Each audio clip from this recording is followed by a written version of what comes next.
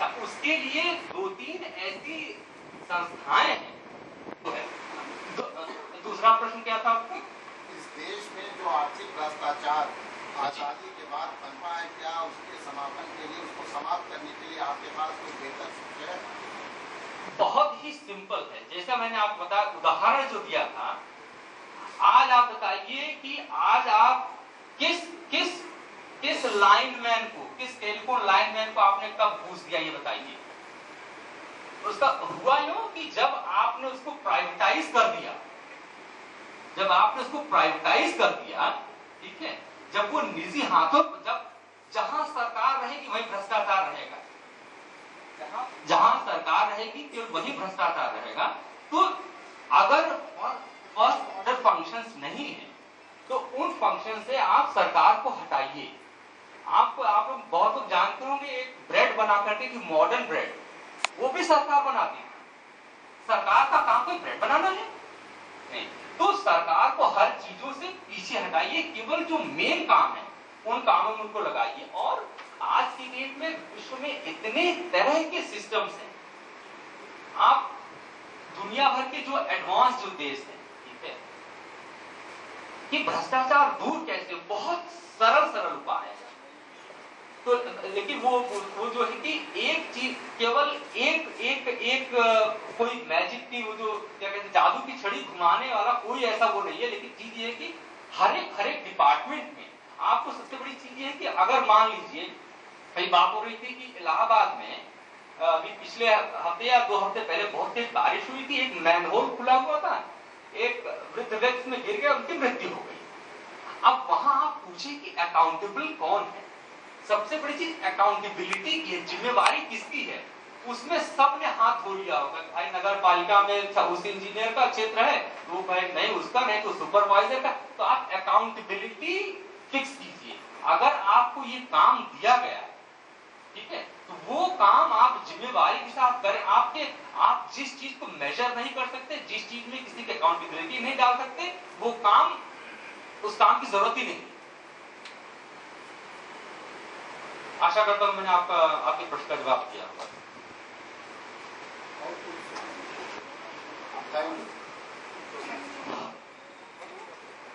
और कोई सज्जन प्रश्न करना चाहें? अच्छा, हम आपका ध्यान कुछ शिक्षा के क्षेत्र में देना चाहते हैं। जो शिक्षा के क्षेत्र में आरक्षण के नाम पर बच्चों का, कोई सामान्य वर्ग का बच्चा है, अगर वो 58% से 60%, 55% तक अंक लाता है, और सामान्य वर्ग का अगर छात्र नहीं है, दूसरे वर्ग का छात्र है, वो नकल करके 40% से पास हो गया हो, और आज की स्थिति ये है कि सामान्य वर्ग वाला डिग्री कॉलेजों में प्रवेश नहीं पा रहा है, और शिक्षा का स्तर अगर ऊंचा नहीं होगा हमारा, और शिक्षा के स्तर में यह है कि 33 से 40% अंक पाने वाले बच्चों को पास कर दिया जाता है। तो निश्चित है अगर वो पास हो गया तो उसके आगे वाले कक्षा में प्रवेश पाने का हकदार भी होगा।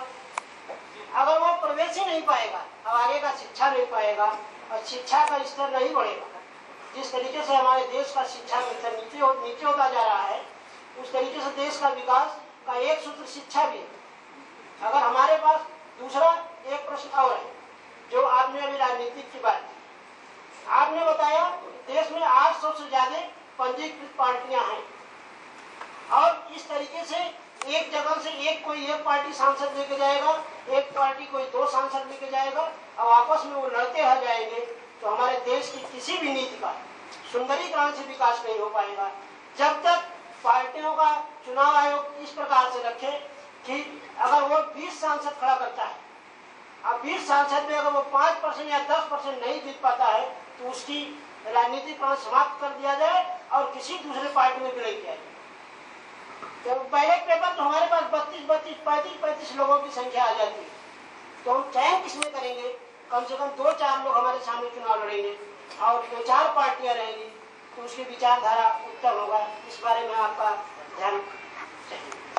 ठीक है,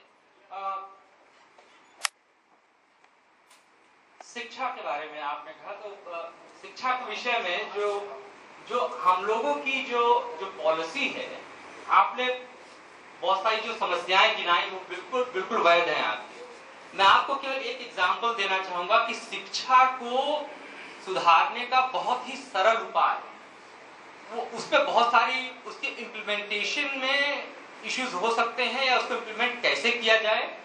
आप में से अगर किसी ने वाउचर सिस्टम का नाम सुना हो, एजुकेशन में वाउचर सिस्टम, अच्छा उसमें बहुत ही सरल है। इसमें करना क्या है कि सबसे पहले सारे सरकारी स्कूल हो जाए बंद, न कोई सरकारी अध्यापक, को सरकारी कुछ नहीं।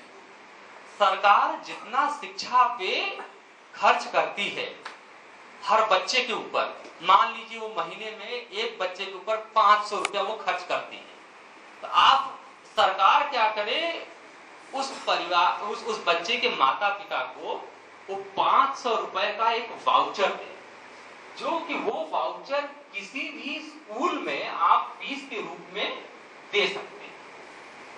तो किसी भी प्राइवेट स्कूल में, अब सरकारी स्कूल रह ही नहीं, केवल प्राइवेट स्कूल है। अब मान लीजिए कि आपके मोहल्ले में 4 प्राइवेट स्कूल हैं, तो अब आप वो लेके अब बच्चे का सबसे हित कौन जानता है? माता पिता जानते हैं। माता पिता जानते हैं, उनको वो ये देखें कि भैया कौन से 4 स्कूल में बढ़िया है, ठीक है, आप उसी स्कूल में भेजेंगे अपने बच्चों को।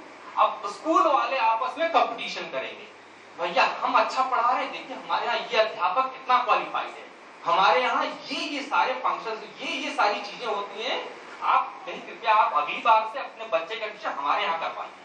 तो वो स्कूल वाले लड़ेंगे, उनमें कंपटीशन होगा, फायदा आपका और आपके बच्चों को होगा, शिक्षा का स्तर ऐसे बढ़ेगा।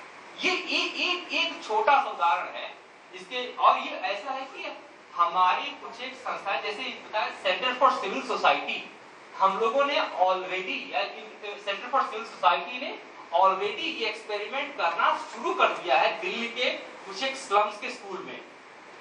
वहां पे वो लोग क्या कर रहे हैं कि वो लोग वाउचर दे रहे हैं, जो कि स्कूलों में एज अ फीस के रूप में दी जा सकती है। तो ये एक चीज है, तो शिक्षा की है। और जो आपने इलेक्शन के विषय में जो कहा, तो उसके लिए मेरा ये मानना है कि देखिए हमें ये बहुत ही आइडियल सिचुएशन होगी कि कुछ एक ही केवल कैंडिडेट रहे, केवल वही लड़े, अच्छे लोग लड़े।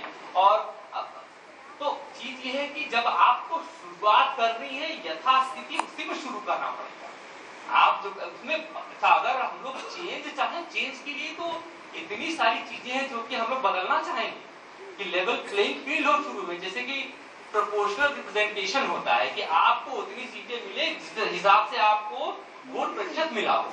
तो चीजें उस तरह की बहुत सारी हैं जो हम लोग चाहेंगे कि हाँ उस तरह से हो, लेकिन हम लोगों को जो अभी जमीनी हकीकत है उसी में रहेगी। जब हम लोग खुद उस लायक हो जाएंगे कि हम लोग उसको बदल, तब हम लोग उसको बदलेंगे।